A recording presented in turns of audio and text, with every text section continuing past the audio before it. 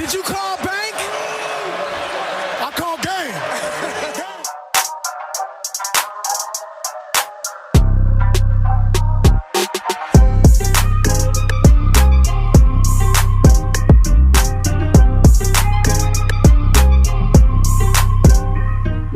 What's good, podcast world, and welcome back to another installment of Charge It to Your Game. As always, I'm your host, Rome. Fellas, Big Z and J, what's up? What's up? Welcome to another edition. Yes, sir. Back for what? EP3? Is it EP3? I think it's EP3. No Yes, doubt, sir. bro. That's EP3. quick. That's quick. No doubt, man. We blowing up. Everybody, thanks a lot as always for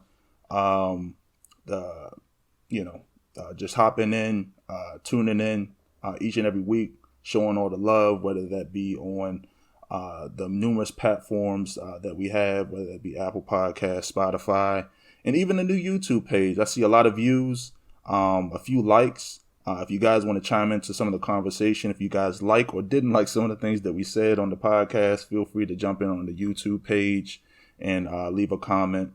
Also working on the new Instagram page, so that way you guys can follow us and also bring up some topics of conversation or whatever you guys want to talk about. But as always, DMV, thank you for your support.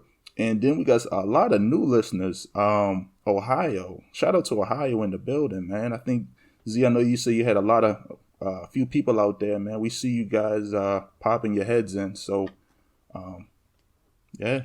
Yes, sir. Kent State, stand up. Columbus, Cleveland, Cincinnati. No doubt, man. We see you. We feel your presence, as always, NY, New Jersey, DMV, even Cali. Appreciate the support. But we're going to hop right into it today, man. So today's show is going to have a little bit of a West Coast feel. You feel me? Going to be breaking down. We have a great show ahead for you guys. So we got the NFC West around the NFL. And then after that, got a lot of West Coast biases today with going to talk a little bit about Bron and AD hurt, their injuries, and what that means for the Lakers.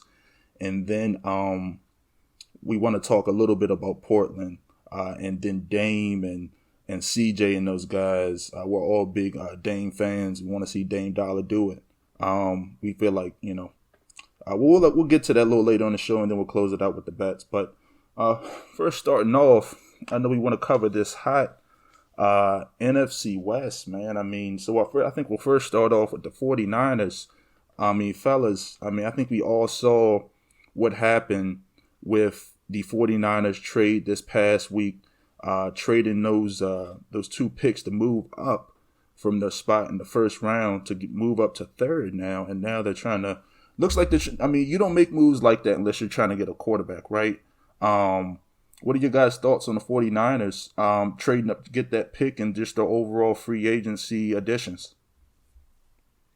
Yeah, like you were saying, you only move that boldly for a quarterback. And yes, so when you think about Kyle Shanahan, you think about the different quarterbacks he's had success with, whether it be Matt Ryan when he was a coordinator going to the Super Bowl, whether it be with Jimmy G, or his time in Washington with Cousins and with RG3, he generally likes a quarterback to be able to move a little bit within the pocket, be able to roll out, do the quick passes.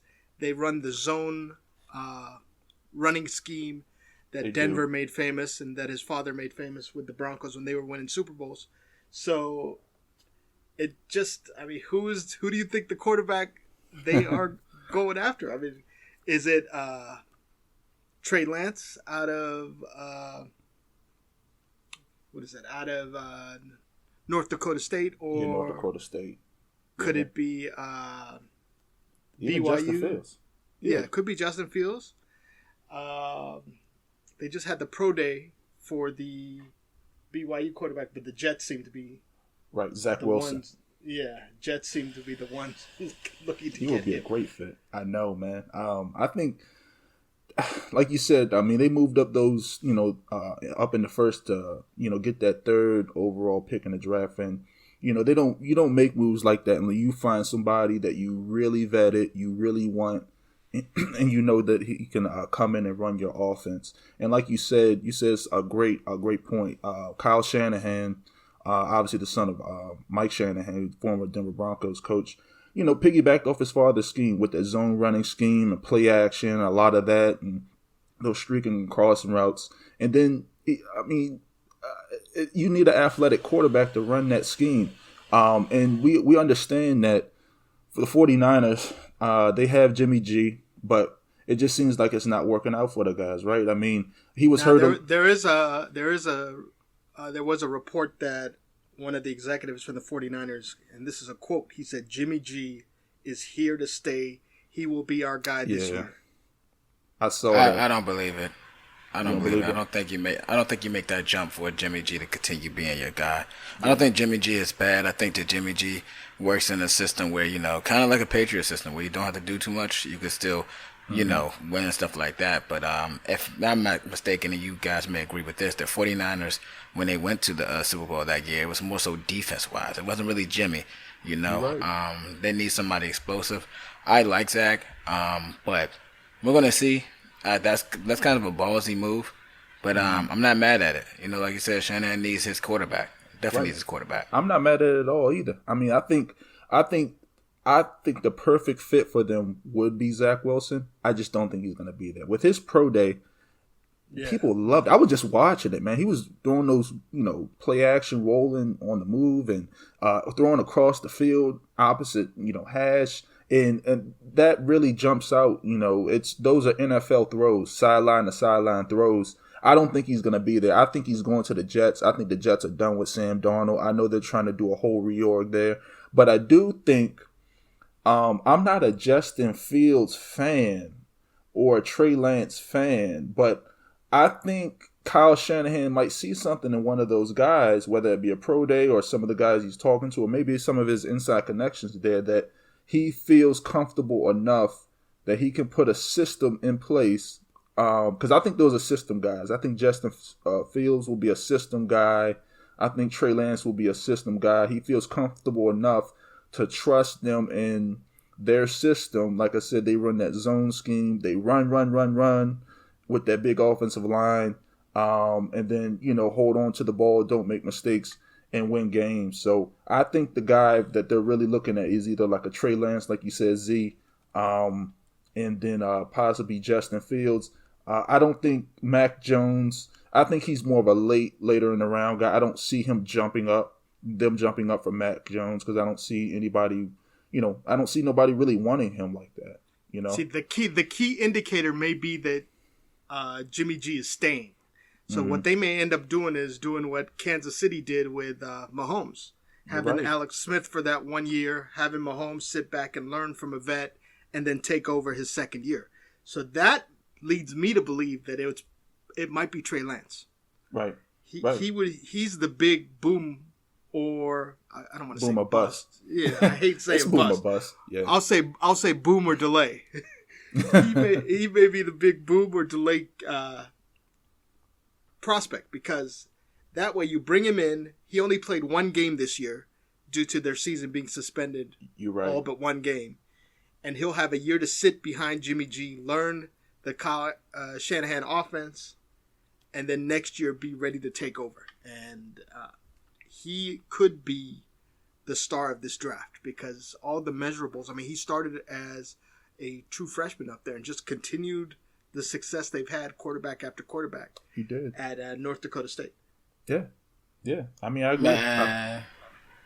Go ahead, Joe. My bad. No, you straight, bro. No, I was just saying. I think Trey Lance, he's an interesting one. Like I said, to the natural eye, and for a lot of people that true college football fans know who Trey Lance is. A lot of people that follow the NFL passively might be like, who the hell is this guy? But he's North Dakota State is a Division I school, or 1AA. They're just not in the same, the big Power 5 conferences. But that doesn't necessarily mean anything. Josh Allen came out of the, not out of a Power 5 conference, and there's numerous other quarterbacks as well. But we'll see. Jay, you can go ahead, man. Sorry, I stepped on your toes. No, man. You're good. Z, I think Z acting a little bit too soft with these players, man. Talking about boom when they they bust. They could be bust. They could be Garbaggio. Throw them out. You've seen plenty of them. I like Trey Lance. I kind of agree with the whole the whole thing here that we're kind of waiting for to see what he'll do. But sometimes he takes swings on that. You know, you have people like Big Ben that's now going to be a Hall of Famer for on and off the field things. Miami, Ohio State. Yeah. Exactly. So, remember when he was sitting there waiting as the third quarterback in the draft after Eli and Phillip Rivers when he had to wait to the 12th pick, right, for the Steelers to get him. Yes. Yeah, exactly. He's a gun. I like it. I think Trey is probably the most interesting one. Trevor Lawrence, I kind of already know what he's going to get. Yeah, and I'm not saying Trey is the best, but he's definitely the more interesting one in my opinion. Exactly. So that's as far as I go with the 49ers. Right. Now, let me ask you all this. With the 49ers and the NFC, what is it, West? Yeah, West is having this. Is it really good? Well, I know Z went ahead and explained that it sounded like the organization's moving across or through with Jimmy. I don't buy it. I think Jimmy's just on a hot seat like a Carson Wentz and Jalen Hurts situation. Mm-hmm. But I don't think that may be a good play for the NFC West right now, especially, with how loaded kind of the other teams are now. I don't know. What you guys think? Yeah, I think they just had to make a move, man. I mean, if you look at this division is red hot, and that's why we're talking about it today. You know what I mean?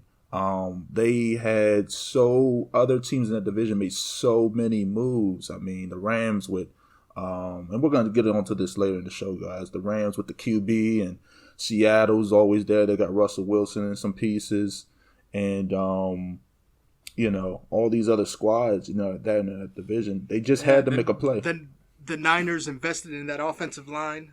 I mean, they got the center Alex Mack from Atlanta. Yeah. Yeah, and then they gave their tackle Williams the big contract, Trent Williams. Big Trent, yeah. Yeah. So they are solidifying the offensive line. They're going to run, and now they're making the bold move in the draft to get a quarterback. So that Jimmy G's issue has just been that he's been injured. Mm-hmm. And so the offensive line is there for protection to make sure he doesn't get injured. And the new quarterback coming in will be the insurance in case he does get injured. So right. They are covering all their bases from that perspective. Right. Yeah, they are covering all their bases from, like you said, that. A few other additions to the 49ers were Kerry Hyder. Kerry Hyder left. He was actually a ball player for them. It was an edge rush. He actually left and went to Seattle. Kendrick Bourne left and went to New England. Some of their additions, like you were saying, Z, they brought in Alex Mack, the big center from Atlanta. He's a solid guy. They brought in Samson Mabukum, more of an edge guy out of from the Rams. They're now the Rams. Yeah, he was good. He was good. So I mean, that adds. I mean, you're adding more. I mean, defensive line up to a defensive heavy related team. But I mean, we'll see. I mean, the 49ers, I mean, they just 2 or 3 years away from being in the Super Bowl, guys, and they didn't have a quarterback this year. A lot of their players were hurt, Bosa, and a lot of those players on the D line. So, I mean, look out for them. I guess transitioning to another team in that division. The Rams, I think a little bit of the stuff died down with them, but it's still hot. I mean, this is before we started the show, right? So I know that they made the big trade. What did they give them?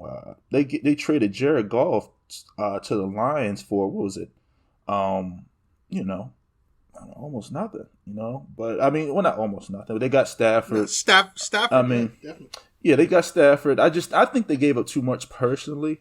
For Stafford, I like Stafford, but I guess, they know their team. I guess they think Stafford takes them over the hump. I can see Jared Goff's weaknesses.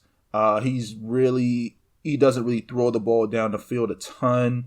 Sometimes he just doesn't look great. I mean, I know, he's a solid guy. He's been in the playoffs, a lot of these years. He's pretty much every year he's been in the league, but they really need a true guy, not a game manager. More, Sean McVay is an offensive genius. He wants he wants to push the ball down the field, and Goff wasn't able to do that, so he limited his offense. They were playing exactly the third string quarterback due to having the stronger arm, and then he got hurt in the playoffs. And so then they had to go right back to Goff. But that was the main thing with Goff. He wouldn't take chances. And so, yes, he's the good dink and dunk, don't make a mistake type quarterback. Mm-hmm. But in an offensive league, you need to push the ball downfield. You need to be aggressive. They just signed Deshaun Jackson to add to their receiving core. They're looking to be high-powered, kind of move away from the run-based offense they had with Todd Gurley to now more of a pass-reliant offense. Right. With the strength in the receivers or tight ends, and then backs catching out of the backfield as well. Right. And when you look at the Rams across the board, they have a lot of solid guys. That offense, I mean, they got Cooper Kupp still. He's a great receiver. He's always open, a great route runner. They got Robert Woods. They got a few of these young backs that took over. Or was it Cam Akers? And then I think they let Malcolm Brown go, if I'm not mistaken. But he left. Yeah, he left. But they got Darrell Henderson. Darrell Henderson out of Memphis. He's really coming on strong. He had a great season last season. And then, you know, they re-signed Andrew Whitworth. He seemed like he's been playing forever, man. You know, Andrew Whitworth, the left tackle. Leonard, they re-signed Leonard Floyd. They traded Brockers. See, their problem is they don't have draft picks because they traded all their draft picks to get Jalen Ramsey. Yeah. So they need to go into free agency because it's a great move, big though. Problem. Yeah, that's a great move. It's great that they made that move though at cornerback. You know, getting Ramsey. They shored up Ramsey's probably the best corner in the league. Like he's probably the best corner in the league. He shuts down a whole side. You know, he's really smothering. He's really in your face. He's a big, huge corner, physical. He tackles well. And he just makes up a lot of ground in that secondary. And if you watch the Rams, you know, passively, I mean, he really just has a huge presence on the Rams defense. And then obviously, you guys both know me. You know, everybody else might not know, but I'm a huge Aaron Donald fan. I think he's the best player in the league. So, ladies and gentlemen, he's called Aaron Donald like Michael Jordan. It's absolutely crazy. I ain't doing that. Crazy. Nah, you talking crazy, bro. I ain't say all that. I will say this though. Like I said, I tend to show my age a lot in the show, and you guys will see that as we start to move forward. He's probably, you know, the best player I've seen play, you know, in my lifetime. If you understand football, you understand X's and O's. That he gets double, triple team, you know, and you know that frees up a lot of guys opposite him to make plays. But overall, I guess how are you guys feeling about the Rams and their outlook for the season, you know, with their additions? I kind of really like it, in my opinion. I think Stafford adds a lot to it. Stafford's very interesting because I know a lot of people that say that Stafford is trash. He's had Megatron, all that type of stuff. But it's like, I mean, in my opinion, you still really didn't have too much. He never had a defense, barely had a running game. The offensive line, I don't think I can even name someone on this offensive line. And I've been watching the Detroit Lions, so I know, you know, there's a lot of things with that. And I mean, I guess Matt Stafford, the biggest knock is no playoff appearances, not a lot of playoff appearances or like first round exits, if that's the case. So I'm happy to see him with a good organization and maybe some defensive back, some help that all these other great quarterbacks have. I'm absolutely ecstatic for it.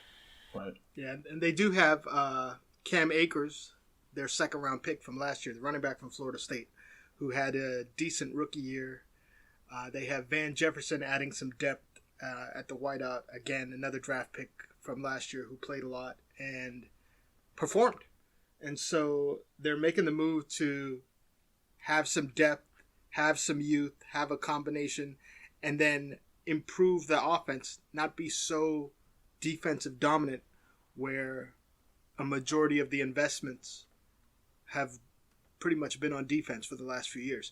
Now they're trying to balance it out, have a more balanced team, and then compete in that very difficult NFC West. Right. Yeah, like you said, they're definitely going to have to, put some these pieces together to compete. But I think they made the right moves. I mean, to me, in the NFC, I think you got the Bucks. I think you got Green Bay's there. And then you got the Rams. I mean, and then Drew Brees is retired. The Saints still got the defense. They kept most of their pieces together. But they don't have a quarterback. I mean, and I just, they have one, but I just don't think they're going to be a top player. But I mean, we'll see how that shakes out.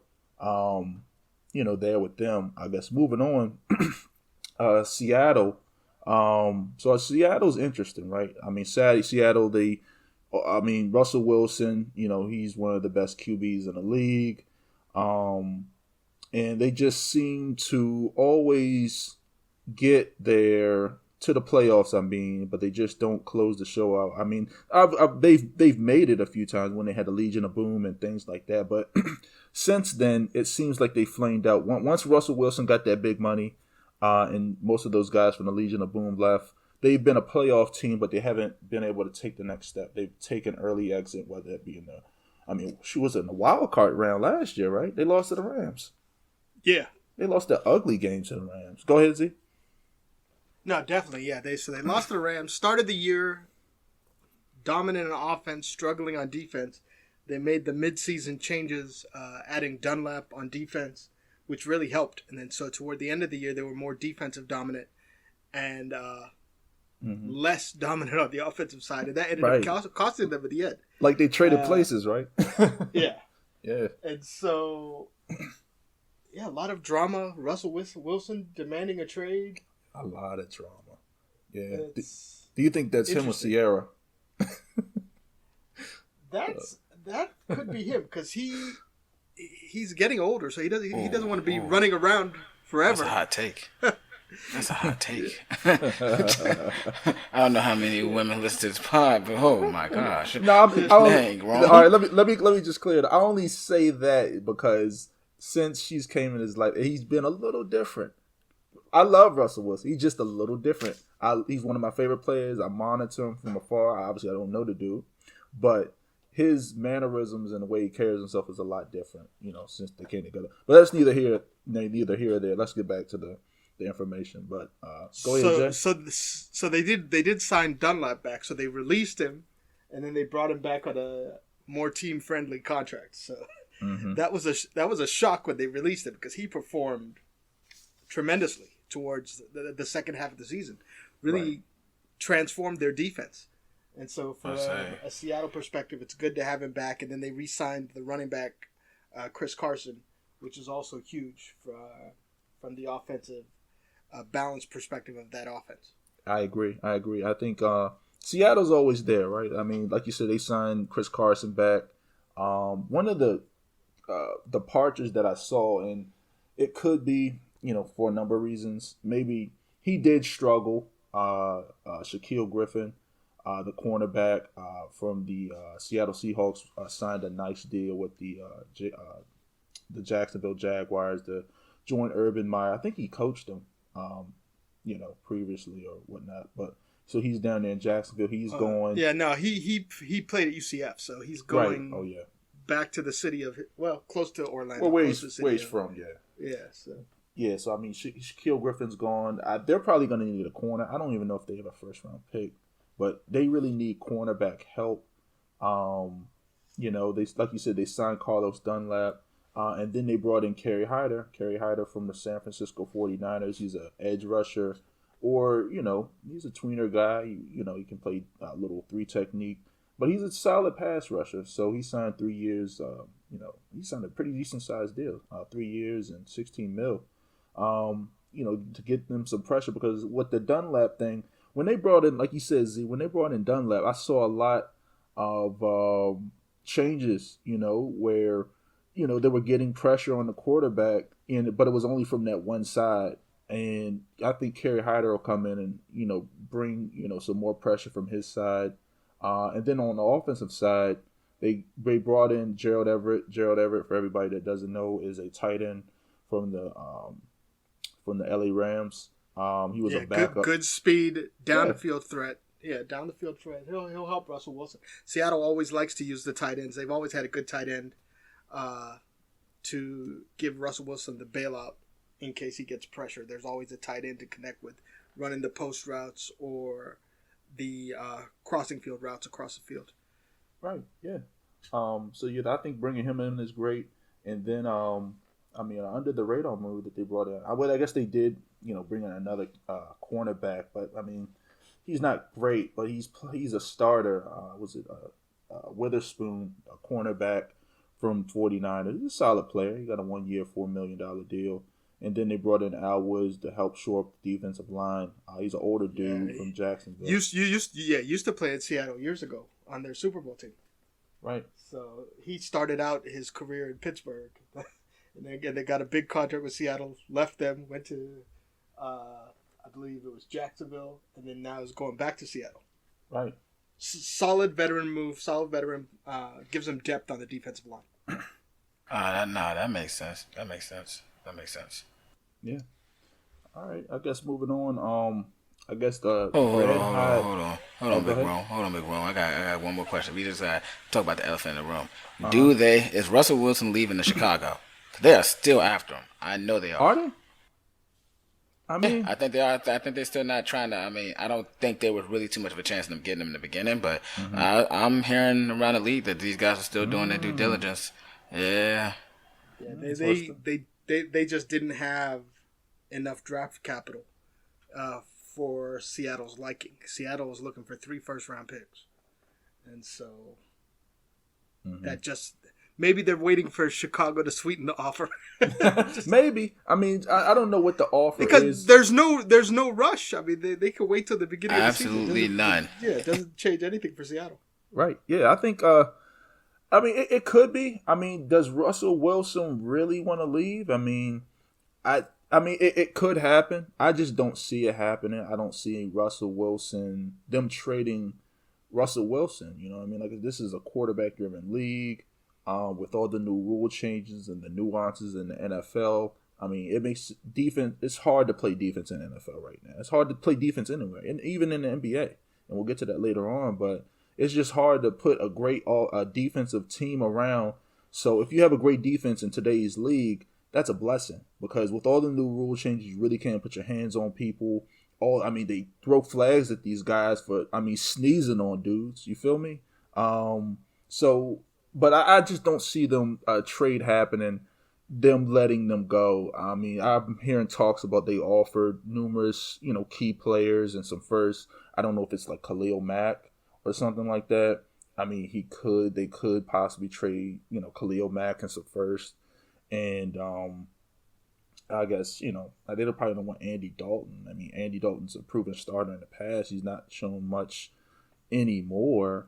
And then the Niners just threw a wrench into everything because the other teams were offering 3 first-round picks for Deshaun or for Russell Wilson. The Niners just gave up more than that for a QB to be named later, a rookie quarterback to be named later. Right. So there you go. I mean, it's just like, if the Niners are giving that much for a rookie QB, like that Seattle could just be like, hey, I mean, they gave up this much for a rookie QB. We're gonna want more now. I just don't see them wanting to trade the whole entire squad for a quarterback. I mean, I know they're important, but I mean, look at Washington. I mean, Washington was in the playoffs last year with all that drama. And we talked about it last show with Daniel Snyder and that great defense, and and they did hit Taylor Heineke and Alex Smith. So I mean, we'll see. I mean, good question, Jay. I like the fact that you brought that up. I didn't touch too much on it, but I mean, how are you feeling about it? Since you brought it up. I don't think it's going to happen. I would love to see it happen, honestly. I think Chicago has a pretty good team. Has always had a pretty good team, but they're kind of like the Washington football team now. At this point, they have all the pieces, but they just never had a quarterback. Right. Never. So that's something I actually want to see. Hold up, Jay Cutler was a quarterback for him. Jay Cutler was. Hold on, stop that right now. Come on, man. Jay Cutler was at the best. He wasn't the best, but he was alright. Come on now. If you believe the rumors, so the Bears offered him 3 first-round picks, Khalil Mack and Akeem Hicks, the defensive lineman. Oh, really? For Russell, and Seattle turned it down. Wow. What was the deal again, Z? I missed the first part of that. 3 first-round picks, Khalil Mack, and Pro Bowl defensive lineman Akeem Hicks. Wow. See, there you go.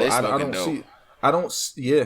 Yeah, I just don't see that happening. You feel me? I mean, they gave up their best player on their team, probably, a top 5 edge rusher in the league in Khalil Mack, Akeem Hicks, who's a space eater, who takes on double teams every play, and gets in the backfield and a matchup nightmare for your offensive line. And like you said, 3 firsts. I mean, if they're not taking that, I mean, what else are you gonna offer? You know what I mean? They got a few other nice pieces, but... Oh, no. Hold up. So they offered the 3 first-round picks and gave Seattle a list of players to pick 2 to 3 players. Right. Seattle came back with the 2 to 3 players we want as Akeem Hicks and also Khalil Mack. Oh, okay. And they wanted the receiver who just signed the franchise. Allen Robinson? Oh my God. Yeah, see, there you go. I mean, you gotta pay the price if you want a QB. You know what I mean? That's one of the reasons why Deshaun Watson, he's not leaving, but the Texans want him, and he's got all that drama with him. And I hope the guy, gets through it, and I hope, justice is served either way. But yeah, man, a great topic on Seattle.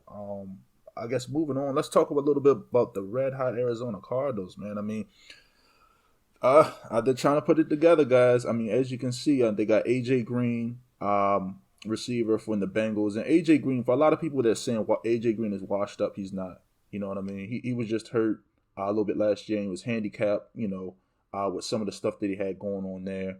I think that's a great pickup for Arizona, giving Kyler Murray some bigger targets to throw to and a veteran receiver since Fitzgerald is gone. And then they made the signing, heard around the league with J.J. Watt with the big deal.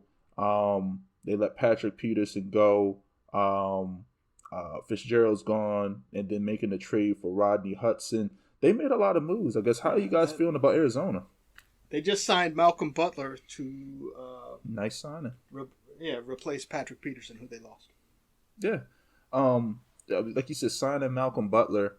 Michael Butler, and, he's a veteran cornerback. He's still solid, man. I mean, he was, on the Titans last year? So he got a 1-year, $6 million deal this week from Arizona.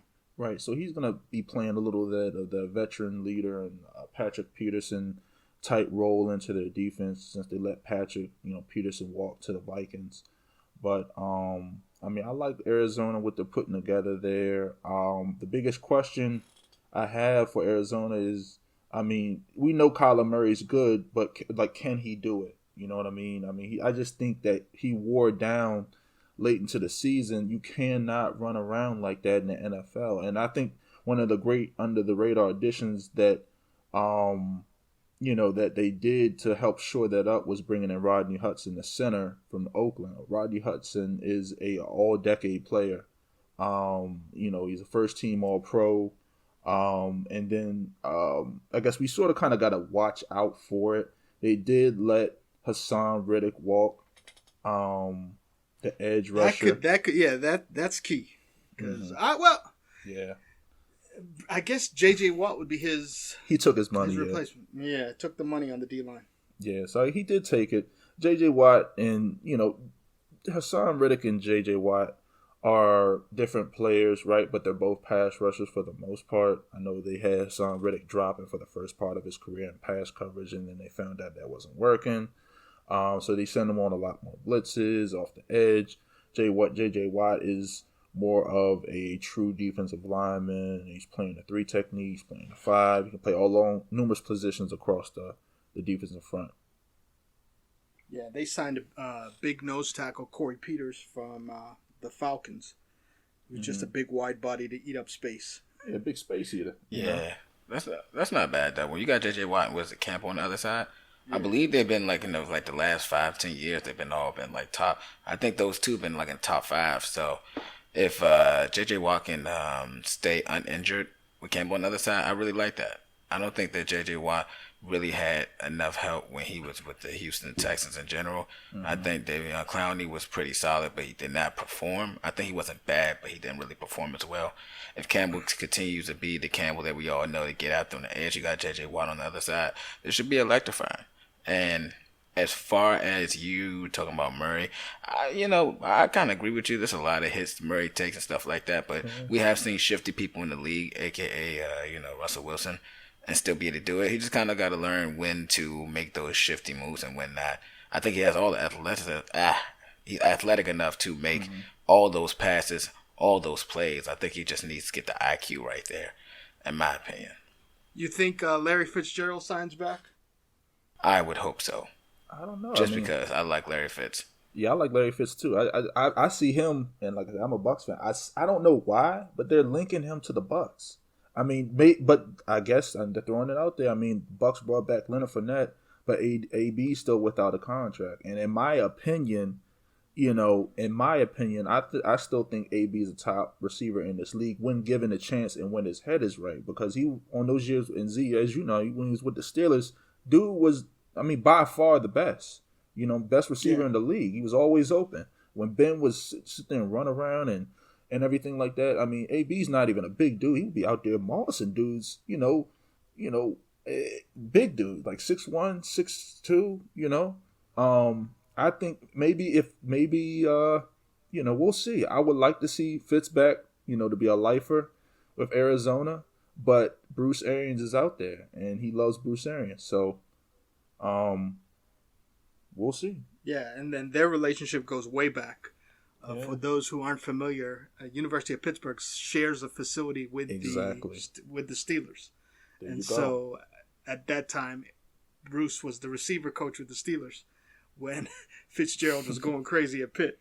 So the bond, and then the time, of course, when Bruce was the head coach in Arizona, the bond goes back years. And so that's the Tampa connection. Right. The only thing what scares me about Arizona is this coach, Cliff Kingsbury. I just don't think that. I think it was a bad move, but it's remained. The verdict's out on. We just got to see what's gonna happen. I just don't like it. I just don't see why they brought him in. I understand he's a young dude. And they were only one game from the playoffs last year. Yeah. So they did well. Everybody is looking for that next Sean McVay. Mm-hmm. And so anybody I think that's what it is. That was the trend in the hires. So basically the Shanahan, who came from Washington as well, and then you had McVay, who came from this area, the coach at Green Bay, Matt LaFleur, yeah, he was on that Washington staff with RG3 as well. So the creativity of the fresh minds, the new offenses, and even now the Rams defensive coordinator was just hired in San Diego, and so he came, Brendan Staley, and so he's another young guy from that same type of background, and so that was the trend for the longest time. And so Kingsbury has a relationship with McVay. Right. And so he had just got let go from Texas Tech, but was Pat Mahomes' coach. So that's what Arizona was going after. Somebody who's been around McVay, who's been around Pat Mahomes. Let's catch lightning in a bottle. Let's try to hire him. Right. And then, of course, Kyler Murray from Texas was started off at Texas A&M and then went to Oklahoma, and then, of course, won the Heisman, did his thing there. But that's the relationship with Kingsbury, is going back to Kyler Murray's high school days in Texas. I didn't know that. Yeah, and so Kingsbury has had a relationship with him since maybe that's Kyler was in the 7th grade. Wow. So, there you go. Some of these things, these guys just have previous relationships and, different, parts and, aspects of their life. That's how they jumped the line to be the head coach. He was close to Baker Mayfield. He was close to Patrick Mahomes. Right. He was close to Kyler Murray. There you go. Yes, there you go. Great stuff, guys. I guess moving on. Let's talk a little NBA hoops. So, staying on the West Coast, I guess, the Lakers. Lakers, man, they at the trade deadline, in my opinion, I think they kind of botched it. I think personally they should have brought in Kyle Lowry. They need another point when Bron goes to the bench, even though Bron's, small forward, plays some power forward. He's really like their point forward. But when, they don't really, to me, have a serviceable dude, of championship caliber that sort of kind of take over. once Bron goes to the bench, and then now Bron's hurt. I'm not. Do any of you guys know how long Bron is actually out? I'm not sure, but they got Drummy Drum. Big Drum. All right, Jay, tell me about Drummond. So, how are you feeling about the signing with Drummond? I like it. I like big bodies. I like that Anthony Davis will actually be able to play the 4 in certain lineups. Mm-hmm. I do think people chastise Andre Drummond a lot. He's not really as far as efficiency, but he's a walk-in double-double. His defense has stepped up. I've been following Andre Drummond since UConn. I am absolutely a UConn fan, men and women. So I'm a fan of it. Came to Detroit, Shout out to the Detroit Pistons. We're garbage, but it's okay. We'll be back. And I think it's a good addition in my opinion. I think Drummond not being Drummond's not a first, second, or third option, right? Mm-hmm. So this is the first time he'll be in a situation when he's not that, and he can operate and work in his own role. So I like it. I think it helps a lot. I'm not sure how long LeBron is out. I guess it was. I don't know if it was like a level 3 strain or something like that along those lines. Mm-hmm. I know it was a pretty high strain, so he may be out for a while. They were talking 2 to 3 weeks. The Drummond signing is the Lakers admitting a mistake choosing Marc Gasol over Dwight Howard and JaVale McGee. Exactly. That combination won you a title. Yeah. And so you got out of that young, athletic, defensive, rim-running, shot-blocking combination, replaced it with a slower, older, lumbering defensive player in Gasol, who they had hoped would give them more on offense. That hasn't worked. The main issue, though, if you think about the Lakers from last year, they were built off of LeBron and AD. They were built off of everything they do offensively is built off of AD and LeBron.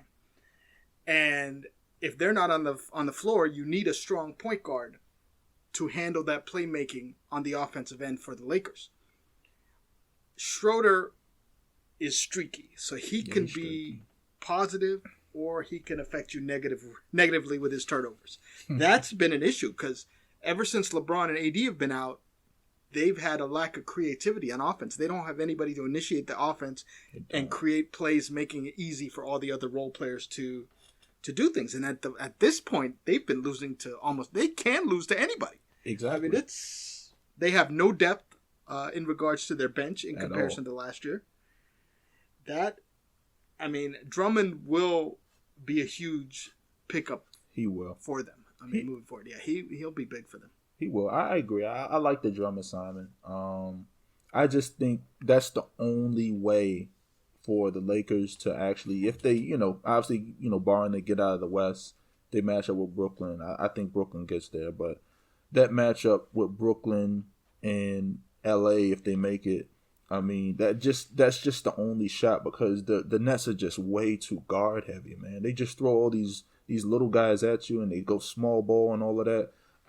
Drummond's a consistent big dude. He's going to give you, second shot opportunities. The Nets don't even rebound great now. So if they played the Lakers, they would crash. They would kill the Brooklyn Nets on the boards because Brooklyn runs that small lineup with Kyrie, Harden, Harris, KD, and what's the dude though? DeAndre Jordan. But Jordan or Blake now or LaMarcus Aldridge. So they've got some. Oh yeah, I forgot about you. See, look, there you go. But I just don't. Drummond's too big, man. If Drummond really goes to work, none of those guys jump with Andre Drummond. I think he's bigger than him. Might not be as athletic, but he's still, like you said, a walking double-double. That's the only way to bang him down. And can't nobody on Brooklyn guard Anthony Davis. They can guard Bron. Brooklyn will kill them with numbers, though. So they'll take a chance with Aldridge will take his turn. Blake Griffin will take his turn. DeAndre Jordan will take his turn. Mm-hmm. So they will, and then they have Claxton, the young athletic big that they have on their team as well. So they are building numbers. So yes, maybe they may not be as talented as an AD or Drummond, but they will throw big bodies at them to make them work for everything they get. Right. I was about to say they definitely have bodies, and I don't know if anyone's paying attention, but Blake Griffin just scored 17 points in the last game, so this shall be interesting. Yeah. It'll definitely be interesting. I mean, Blake, coming back and actually playing hard now and everything. But to stay on the topic with the Lakers, we just got to see. I mean, I like the signing with Andre Drummond. I think they just really need a veteran, a true point guard. I mean, they let Rondo walk and all of those things. Yeah. And then Schroeder, to me, even when he was playing with the Hawks, I mean, Jeff Teague was really the point guard. Thunder. Yeah, wasn't Jeff Teague the point? True. Jeff Teague was the point guard. Schroeder was like more of the the shooting guard. He wasn't really handling the ball, but they're using Schroeder as the point. He did well last year with Chris Paul in Oklahoma City. Yeah, see, that's where he made his shots. He's not a point guard. He's more of like a shooting guard. He can run point, but he just turns the ball over, like you said, and he's more of a streaky dude. But I mean, LA. I mean, we'll see. I mean, we're rooting for you. I mean, I think we're all LeBron fans here, But I mean, we'll see. I guess moving on. Let's talk a little bit about Portland, guys. I think we're all Dame Dollar fans. I know I am. I know Z and J are as well. But we want to see Dame do well, man. He's a baller. He's out there every night. He plays for the most part. I know CJ was out for CJ McCullough. Was out for a while, and he was out there doing his thing. Dame was, and he still is. We want to see Dame get over the hump, but how are you guys feeling with some of the Trailblazers' new additions, and then just Dame and the Trailblazers in general trying to take that next step and actually, make a little bit more noise in the playoffs? Yeah, biggest thing for them is they're getting healthy. They got CJ back. Norm Powell is a huge addition because he will add defense first, and then he'll also add 3-point shooting and another option offensively. Nurkic is scheduled to come back next week, I believe, from his injury. So he's coming back soon. So they're going to be a full team, a whole team. So that will help them. They did hurt themselves a little bit on the depth side because losing a Rodney Hood and a Gary Trent Jr. Those are key cogs to their bench. So they added value, but they hurt their depth. So it's going to be interesting. Right. And those two players, they traded for Norman Powell, right? It was 2 for 1? Yeah. So it was 2 for 1. They gave up Gary Trent Jr. and Rodney Hood for Norman Powell. They had to match the salaries. Right. And Norman Powell. Like that too much. What was you saying, Jay? No, I didn't really like that too much. Starting the Jack. Yeah. That's two bodies. Like you said, they need depth. Norman Powell is good, but yeah, they need depth. They absolutely need depth. I think the biggest problem on them is CJ not going. That's really the big problem. What, CJ? Yeah, CJ hasn't been inefficient. He's been going through a bad shooting slump. Yeah. Getting open but not letting it go through. And if you can't have CJ, he just needs to get in shape. He's been hurt, so he needs. That's true. He needs to get in game condition, play games, get in shape. He'll be fine by playoff time. Right. That makes sense. Yeah. That makes sense. Yeah, I agree. I think having CJ, I'm not really worried about CJ. And CJ McCullough we're talking about. He's a consistent scorer. He's that, Robin to Batman's Dame, type. So, but yeah, I mean, I'm not worried about CJ. It's just more of the other guys. Who are their centers? Nurkic is the... I forgot who the backup behind him, Nurkic is. They don't have one. See that? There you go. I can't name anybody. No, because they had Zach Collins, but he's hurt. He's out for a month, so he's gone. So yeah, they just don't have and Nurkic is not a great rebounder. He's just more of a scorer type. He doesn't really box out too well. They don't crash the glass well. They have Enes Kanter, but defensively he's a liability.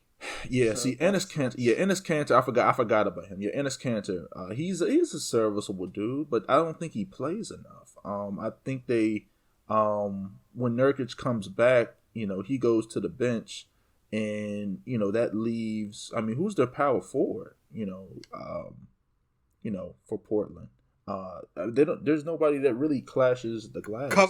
Covington. So they play that small ball lineup. So they've been testing Covington from Who they got from Houston? And Melo. Yeah, then they got Melo. That's not. Yeah, I can see that being a problem.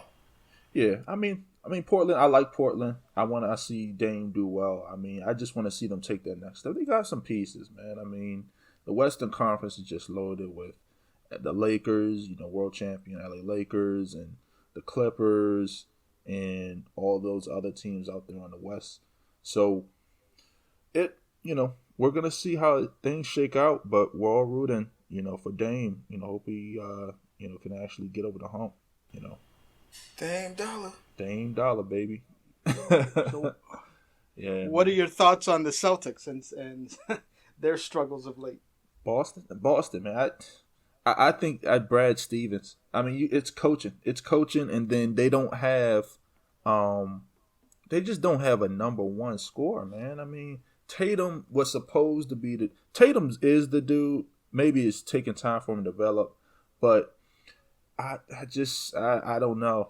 He's just their bench is bad. Yeah, they do have a bad bench. They never replaced Gordon Hayward. That was a huge loss for them. Everybody complained about his contract, but they are suffering without Gordon Hayward. I mean, they never replaced that productivity. Kemba Walker doesn't play back-to-backs. So, a lot of these guys don't, but he definitely doesn't. You're right. That's been the issue, and then getting a Mo Wagner will not give you the production that you need at all. I was looking at their numbers statistically wise. So basically, when Brown and Tatum when one of them is off the court, teams are outscoring the Celtics by 9 points per 100 possessions. When one of those two are off the court, that's an amazing stat. Yeah, when they're both on the court, they outscore the other team by 1 point per 100 possessions. So basically, if Brown or Tatum are not on the court together, Boston is getting dominated. Right. And that's their problem. Yeah, they just don't have, like you said, a bench. Was it Ojale? He's okay, and he's not consistent. And he's hurt. He's hurt too. Yeah, he's hurt. There you go. Or there's a lot of stuff going on around with with that and COVID and all that other stuff. But yeah, I think Kemba needs to step up, man. They brought him there. He really has to come on and really be consistent for them. Jason Tatum, he's a great piece. He's a nice piece. Well, I wouldn't say great. He's a nice piece. But they need their big three. They need Kemba, Tatum, and Brown to consistently just go at it, But yeah, I mean, Boston, we'll talk about a little bit more about them later in another show. But moving on. All right, guys, let's close the show out with our bets. I guess how you guys feeling about, the bets coming up for the upcoming week and how we did in the past? Honestly, I can't even remember. I don't even remember the bets that I had. I remember. I don't know if I bet against. I know I bet with the Spurs beating the Bulls, if I'm not mistaken. Because me and actually Big Z agreed on that one. I knew that was pretty much sweet. I was looking at us two closing the gap, but us who? And we did close the gap against Nets. Oh, but okay. That was more of a spread thing. So all in all, I didn't really do too many bets, of course, if I'm not mistaken. But I think the ones that I maybe 1 for 1. It's overall total bets. I think I'm up maybe about 2 or 3. Keeping it very, very low key, very, very low key. Now, hockey-wise, the Buffalo Sabres did lose again. Oh, yeah, and if you guys remember on last week's show, if you listen, Z was talking about that hockey bet, and like you said, they lost again. And Z, I got with you after the show, man, and we made it happen, man. So yes, sir. Appreciate Fade the Buffalo Sabres. Fade the Buffalo Sabres. Yeah, man. They've lost. So last month they lost 18 in a row, and 14 out of the 18 games they lost by over 2 goals. Mm-hmm. Keep riding it. So they basically had a month of losses last month. Well, as the month is about to end. Yeah, so this month. They haven't won a game this month. Man, I guess, what are your bets for this week? Is there anything that you're looking at? Anything you keep your eye on? Well, again, fading the Sabres is always a good one on the hockey side. Mm-hmm. NBA side, I'm watching to still fade the Rockets. Rockets, they won 2 games this week. They lost 3, so so that's still a trend to watch. Again, I'm watching to fade Orlando. Orlando traded away all their veteran presence, and so Orlando is a team to definitely pay attention to and fade them. They gave up all their offensive firepower. I mean, a good bet with Orlando is betting their team total under, because they gave up Aaron Gordon, they gave up Evan Fournier, they gave up Vucevic, they gave up all their offensive scores. Right. And so, a nice, unique way to bet against Orlando, because now the books are going to adjust with the spreads and with the money line prices are going to be ridiculous. But if you look at the team total under for Orlando Magic, that's a good way to attack it. Yeah. And I guess, like you said, I'll piggyback off of that. I'm going to hit the fade Orlando button. I'm looking at a game here on March 30th, a 10 p.m. Eastern game with Orlando and the Clippers.